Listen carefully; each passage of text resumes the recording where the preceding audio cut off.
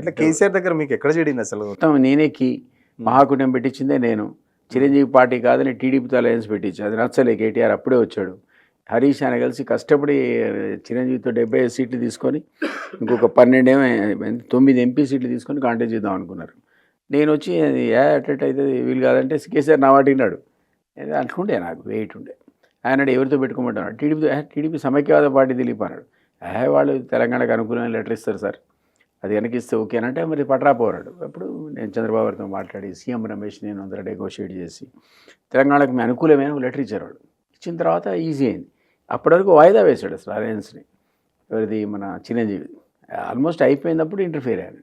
So ఆ తర్వాత ఎప్పుడైతే ఆ లెటర్ రెండు కళ సిద్ధాంతం మొదలైందో వాళ్ళది, అలయన్స్ పెట్టుకున్నాడు ఆయన. పెట్టుకున్న తర్వాత ఇవన్నీ ఫ్రిక్షన్స్ ఉంటాయి కొన్ని.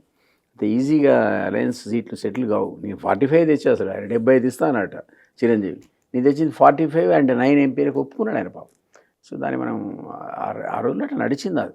అయితే తర్వాత ఏదో చిన్న ప్రాబ్లమ్స్ వచ్చి ఒక రాత్రి అడ్డగోలు తిట్టాడు. ఆయన అడ్డగోలు అంటే మామూలు బూతులు కాదు అసలు. నేను లేచి నమస్కారం పెట్టి సార్ నేను వాళ్ళ నుంచి మీద పని చేయకపోతే అసలు పోలేదు కేసీఆర్కి ఇప్పటివరకు.